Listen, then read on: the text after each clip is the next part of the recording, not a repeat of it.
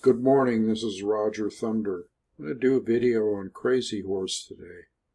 This is not a documentary, this is just kind of a off the top of my head type deal. Memory isn't as good as it used to be, but I think I have a lot of the facts straight. I might not get everything perfect. This is just kind of a preview of something that I've been wanting to do a long time, which is a complete documentary, kind of like the Hopi documentary that I did earlier, but on Crazy Horse. Let me just start right off by saying that Crazy Horse is somebody that I consider a mentor, as is Geronimo. Those two really made an impression on my life. But when you read the stories, and there's several good books out about Crazy Horse, one by Thomas Powers and the other by Joseph Marshall, who was Lakota. Joseph Marshall was. But anyway, let's start off by saying that Crazy Horse was born around the year 1840. Nobody knows exactly. Could have been 1840 to 1842, somewhere around there. And he was born to a mother and father that were, one was Sikanju, I believe, Lakota, and the other one was Oglala. And his mother's name was Rattling Blanket Woman, and his father's name was actually Crazy Horse. More on that later, because when Crazy Horse was born, that wasn't his name. He took on his father's name later on in life. But there were very colorful names back then that I just love, like Man Afraid of His Horses and things of that nature, which usually had to do with an incident that happened in their life, and they named them after that incident. But with Crazy Horse, when he was first born, he was completely different than the other kids, and the main difference is that he had light hair, okay, and curly hair.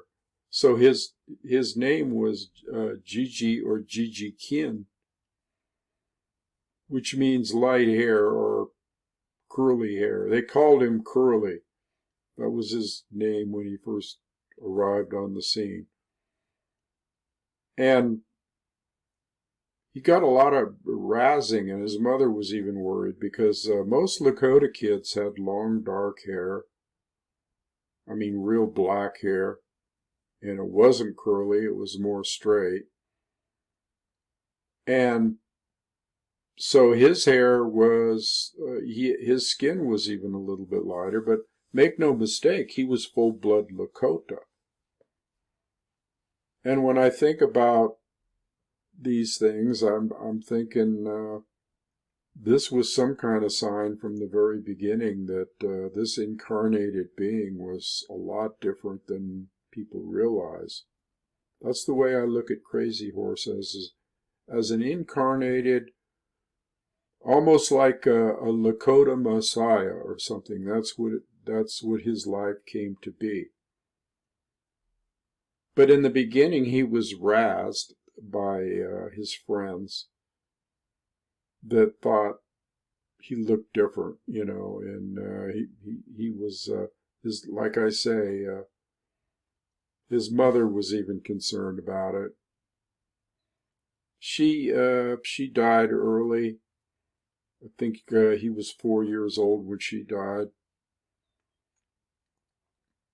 And so as he progressed on in life, as he was starting to grow up, he went through the same kind of things that other boys of that age went through in the tribes. Basically, the training and the games and all that stuff were revolved around being a warrior. And they had games like rolling the hoop, which was a hoop that they made. Not sure how big it was, but they used to roll that around and try to shoot arrows through it. And that was one of the first things that they were taught as kids, young men. This wasn't the women, this was the young man. How to use a bow, all right, to expert proficiency. And they had to get really good, and it usually was an ash bow made out of ash. And the bow could be constructed or cured. Let's say it had to be cured and constructed in different ways to make it strong and durable and unbreakable and that type thing. One of the ways was they would hang it in a lodge for 5 years and let it cure. And another way was they had a method where they would use a fire to cure it faster, and it could be done in a day or two. But it was kind of an extensive procedure to do that.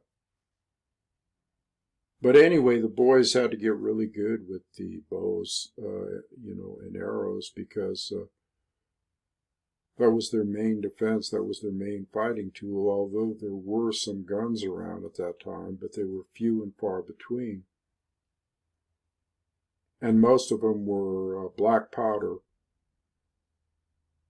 flintlock type weapons.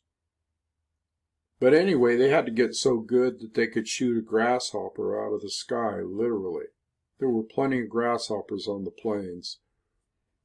And that was one of the ways that they would tell whether they were getting good or not, is by, if they could shoot a grasshopper out of the sky with an arrow, and most of them could eventually. But Gigi, or Curly, or later to be known as Crazy Horse, was got proficient right away. There were early signs of his proficiency. Another thing they would do they would be told that they had to go out and chase a rabbit and catch it. Try doing that sometime. And they did. Eventually they wore the rabbit out, or they wore out, one of the two. Now, when Gigi was going through his early training, there was a mentor, an older man that took Crazy Horse under his wing, and his name was Backbone, or High Backbone. Just a magnificent warrior, somebody that was really strong and kind of a father figure or an uncle type figure that just took a liking to, he saw something in Gigi that he wanted to develop, and he really did do that. Now, Crazy Horse's own father was not really a warrior, not like the rest. He was a medicine man.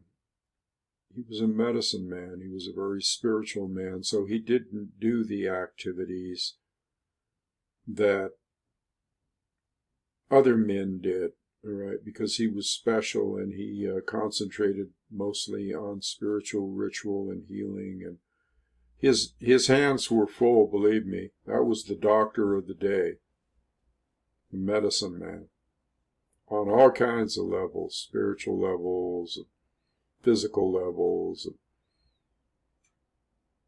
that whole deal. So that's why I think that this person named High Backbone, I love these names. They really are great names. Took him under his wing and started training him in the ways of the warrior. And so his life proceeded on in the early years, and he started to grow up and grow into manhood. He totally always got razzed, though. He was a very different type of person. He was what you would call a loner, or somebody that was very, very aloof and wanted to be alone all the time. He was always going out into the hills to meditate, actually. He didn't really like being around people that much. He was very, very much a lone wolf. He would stay in his teepee a lot unless he was outside doing what he did to learn how to be a warrior. But he was the type of person that liked to be alone, cherished it, actually. So he never took part in a lot of activities like, when there were war dances or celebrations of some victory over the Crow, who were their enemies. So as life progressed on, Crazy Horse was starting to participate in the raids against their enemy, the Crows, who lived in a different part of the territory there. And these wars were more honorable wars, or coming of manhood, and nothing like the white man's wars. These wars were just kind of like skirmishes, and again, coming of manhood, proving oneself. And they always had respect for one another, regardless of what happened. So he started going off on raids. And when you first go off on a raid, when you are under the tutelage of the older warriors, you go on the raid, but you sit there and you take care of the horses, or watch the horses, or do some other mundane task. You don't actually go in the battle. You are just there to observe. You are there to observe, and you don't really take part. You don't get into any kind of harm's way, although it was possible at first, depending on the battle. So that's how he started off, and then as time progressed further, he started taking part in battles. And I think the first battle he went on, where he killed somebody, was very kind of traumatic for him, because he was shooting at the enemy and they were all over the place, and he just picked one out and took them out. Don't know how he did it, probably with a bow and arrow. And as the battle was nearing an end, of course, they would always go check, if they could, to see who was living, even amongst the enemy or whatever. And when he went up, this first kill that he had, when he went up to look at the person, it was a woman. And women sometimes did participate in being a warrior, and they even dressed like warriors, or just like the men almost. They certainly couldn't be running around in skirts or anything. They had to dress like a warrior, and so they could easily be mistaken for a man. Okay, they all had long hair, so it wasn't Gigi's fault that he probably would not have fired. But when he did find that out, he took pause. He took pause. He had to go off. It affected him deeply, because that is not what he expected. And she was a beautiful woman at that. I forget her name, but he took pause on that one, and he really thought about wars and killing and all that kind of stuff. Although the Lakota way was the warrior way, and that's the way you were trained, and that's the way you were brought up, and that's what you did. And he had a hunger for it, and he ended up being one of the world's most supreme warriors, or the Lakota in the Lakota nation. Actually, you know, when you think about Crazy Horse in his whole life, he was kind of a focal point, really, of the Lakota Nation, at least in that time period, around the 1800s, in that time period. And so when you talk about the Lakota people, you're actually talking about Crazy Horse, and you're talking about Sitting Bull, who he came into contact with later at the Battle of the Little Bighorn. So, yeah, his first battle was traumatic in that sense, but he got over it pretty quick and went right back in to further battles.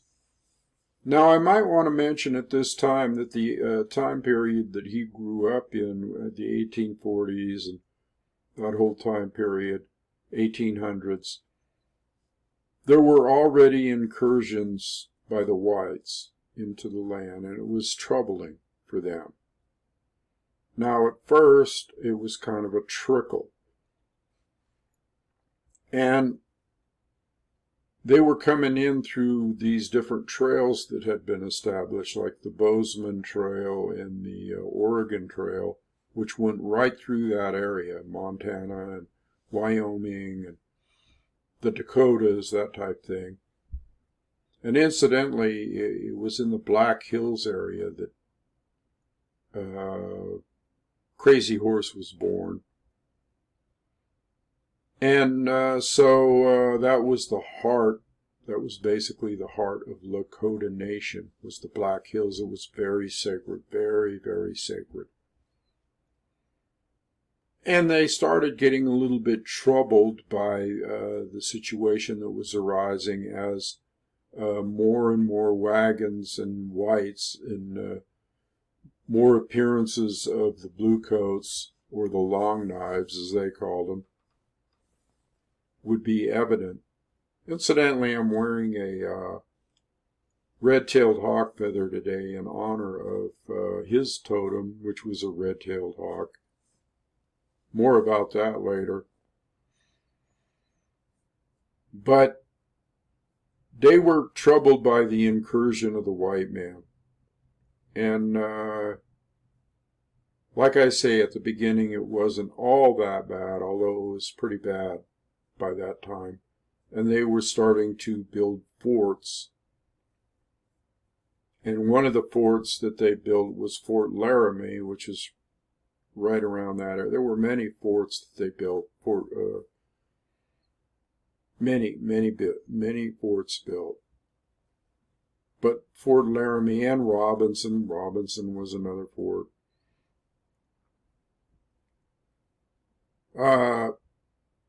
They were troubled by this appearance, but then as time went on,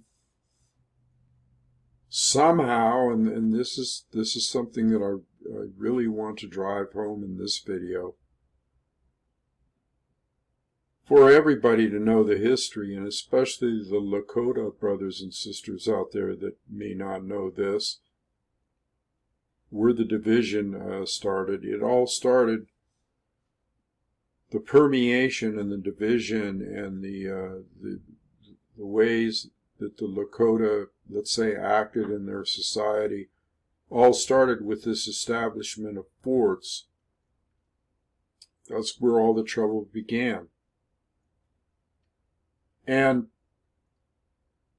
so as these forts were built, the natives would gravitate in there. Some natives would gravitate in there. There was kind of like almost like a love-hate relationship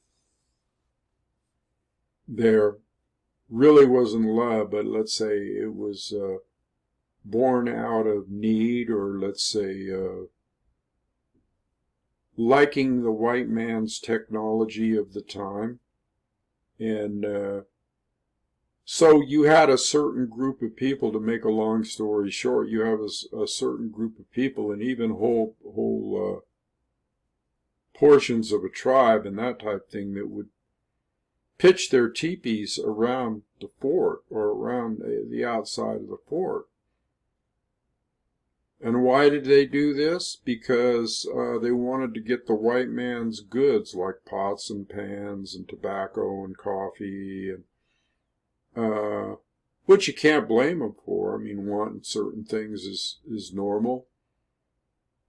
But there is blame. There was a dim view of that by the wild Lakota, let's say, and they actually they branded them the wild Lakota. The soldiers did, because there were the Lakota that came in and hung out in the teepees, and actually the wild Lakota gave these people the name of loafers. Loafers. They loafed around all day, didn't get into their normal practices that they might, which was basically survival, going out and hunting for game and making sure that the community and the lodge that they were in or whatever, they were fed well.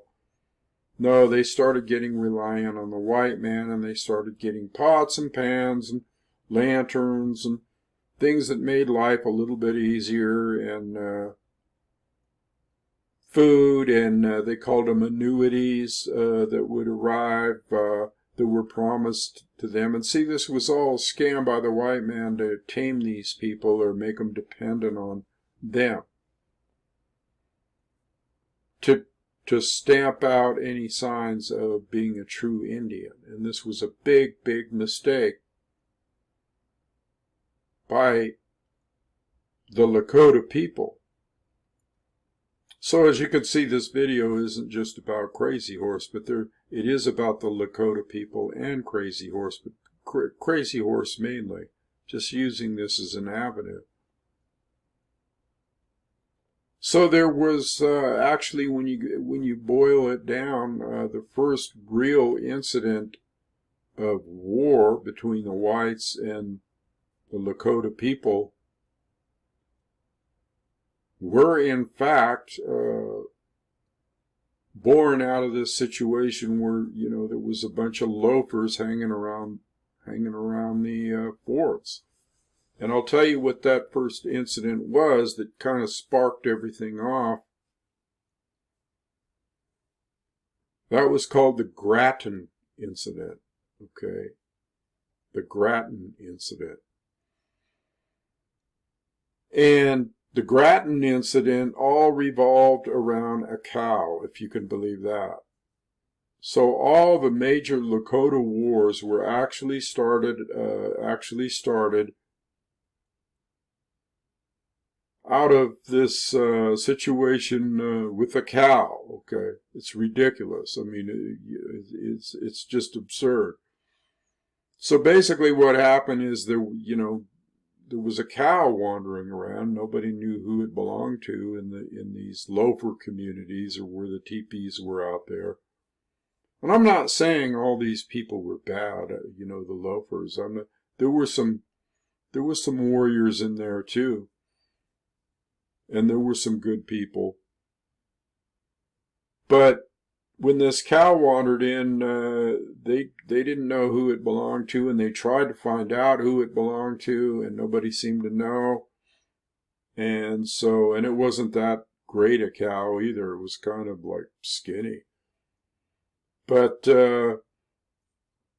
they figured, well, if nobody's going to claim this cow, what we're going to do is butcher it and eat it. And so that's what they did, just like they would any game or elk or buffalo or anything. Because they needed food bad. They always needed food. Things were not that easy on the plains, with the harsh winters and the summers and all that good stuff. So they butchered it and ate it. And then the cow, that was it. That was the end of story. But it wasn't end of story, because later on, some Mormon guy, from the fort, started complaining to this guy named Fleming, I think, who was the officer in charge, that his cow was missing, and he figured it was stolen, and he was accusing, the natives, the Lakota people of stealing the cow. And so word got down to the community there, and one of the heads of the community was a guy named Conquering Bear. And Conquering Bear was an older gentleman, and he was pretty cool, and he was level-headed and all that stuff, and very diplomatic. So he figured, well, I'll go into the fort and see if I can straighten this out. So he went into the fort, and he talked to the officer in charge, and I guess they had a little council, and this Mormon guy was just outraged, and so he offered a pony, he offered a horse in trade, which any animal in that time was, there was probably more value on a horse than there was, at least to the Lakota, than there was a cow, all right? Because the Lakota were horse people, they were horsemen of the highest regard, and that's what they were known for is horsemanship, basically. They were the original horse whisperers, and they really valued their horse, and they trained them and all that good stuff, you know. In fact, Crazy Horse's horse was a pinto. But anyway, so this argument escalated, and the guy wouldn't let go. He just sunk his jaws into the situation and wanted to make trouble. So the officer in charge ended up sending this guy named Graton out there, who was a sergeant or something. And Graton took it on himself to come down hard. So he went out there, and he actually had, I think, 20 troopers, and he actually had what they call a wagon gun. And the wagon gun was none other than a cannon.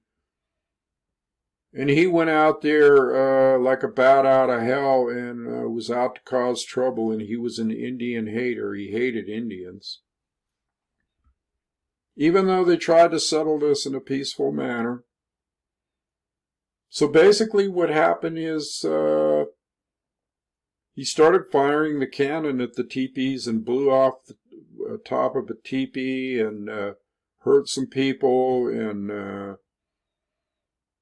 started killing people, so they freaked out, the Lakota did. They went, what the hell's going on? And this guy Conquering Bear went out there, and he got shot right off. He didn't die. It took him, he lingered on for quite some time, and that's also part of the story of Crazy Horse. Because Crazy Horse was endeared to this person. He respected the person. And so that happened, okay, and so the Lakota freaked out, and not only did they freak out, but they warred up. They geared up real quick. Even though some of them were lopers, they knew how to fight. That's how they were trained. They just went in there and took them out, took Graton out, took the 20 soldiers out. So that was the beginning, okay, of the trouble. And so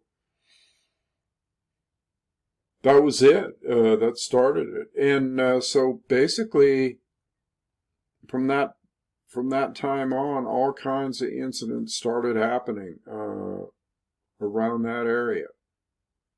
All kinds of incidents started happening. All kinds of skirmishes and wars and confrontations, and this led on. This was the beginning. Okay, this was the beginning of Crazy Horse's experience. Now, one thing, I'm seeing this video is getting long here. I mean, as far as uploading, it's a half an hour already. So I might have to do this video in like several parts. I guess that's what I'm going to have to do. Crazy Horse Part 1, Crazy Horse Part 2. Because there's just too much here to cover. And not only are you getting the story of Crazy Horse, but you're also getting the story of the Lakota people right on through to the day they were put on the reservations. But one thing I do want to mention is before I start on part 2 of the next video or whatever, is that Crazy Horse during this time went through a very spiritual process where he went off with his father up in the hills to do a sweat lodge, what they call a humblecha, and seek a vision. And the reason that he did this is because he had a dream. He was a dreamer. He was known as a thunder dreamer. He was a heyoka. He was a contrary man. He was a sacred clown, if you want to say that. But there was no real clownmanship here. This was a person that was a deep, deep thinker and a deep meditator, and a very spiritual person, just on another level. Just on another, had no resemblance to most of the warriors that were there, not only in his looks, but also in his demeanor and his habits and all kinds of things like that. So anyway, long story short, he went out on a vision quest with his father, where you sit in a sweat lodge in extreme heat, and then you come out and you have a council. And this was just him and his dad. And that's when his dad passed on the name Crazy Horse to him and said, you know, this is to be your name now, from now on. I'm passing the name to you. There were no last names. It wasn't like you had surnames and all that stuff. It was just a lineage of a certain family, and they had names. And so he passed on the name Crazy Horse, or Tsuke Wheatcoat, to his son, which means his horse is crazy, or his horse acts crazy. Like I say, there's incidents in these people's lives that brought these names upon them, and they're all colorful and they're all beautiful. So anyway, when he went to this sweat lodge, it was because of a dream, and this is very important, and I think I might end this first video on this dream, give you something to think about, and also something to look forward in my next video. If you're interested in this thing, you should subscribe, because you're not going to see the rest of it unless you do. And like while you're at it. But anyway, when he went in there and he imparted to his father what he had dreamed about, the dream was the following. And it was, he had a dream where he was on a horse. And this horse was in a lake, and it was rising up out of this lake. And he was on the horse.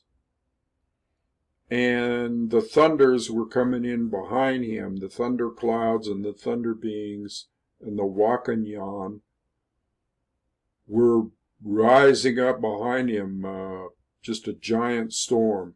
Very, very, let's say, I won't say disturbing, but it could have been. It could have been a disturbing dream. And on this horse was Crazy Horse, and on the left side of his face, I believe, was a lightning, which he always wore after that. He always wore a lightning bolt on the left side of his face. And the horse was a pinto, and it was rising up out of this almost like dark, gloomy lake. Everything was kind of dark except for the lightning that was striking and the storms and stuff like that. Very vivid, okay? And as he was rising up out of this lake, there were hands that were grasping at him, that were clutching him. And these hands were of his own people, okay? His own people's hands, his own community, his whatever. The Lakota people's hands were coming out of the water and grabbing him and almost like trying to pull him down off the horse. So you can imagine that he would want to know what this dream's all about. And that's the reason that he went off and did the Humblecha and sought a vision and got some explanations. And this is exactly, oh, and there were also hailstones. I don't want to leave this part out. There were hailstones painted all over his body, which he also did later on. He started painting hailstones and the lightning bolt. And that was some of his, and his horse was a pinto. He had a beautiful pinto horse. And another thing that he did is he wore a red-tailed hawk feather, and that was his totem. Of course, he wore eagle feathers too. But there was also a red-tailed hawk hovering, as in the dream there was a red-tailed hawk that was coming in behind him, just kind of like swooping. I want to make sure I don't leave anything out of this dream because it's important. If I do, I'll cover it in my next video. But that basically was it. That basically was the dream. And the dream, will be explained, or let's say what it actually meant and what happened later on in his life. It's all relevant. And one other thing that he did too was he would also wear a red stone behind his left ear, a little red stone. I don't know if it was real little, but it was a red stone, and it was probably put there with a leather thong. I'm thinking that's the only way you could really do it.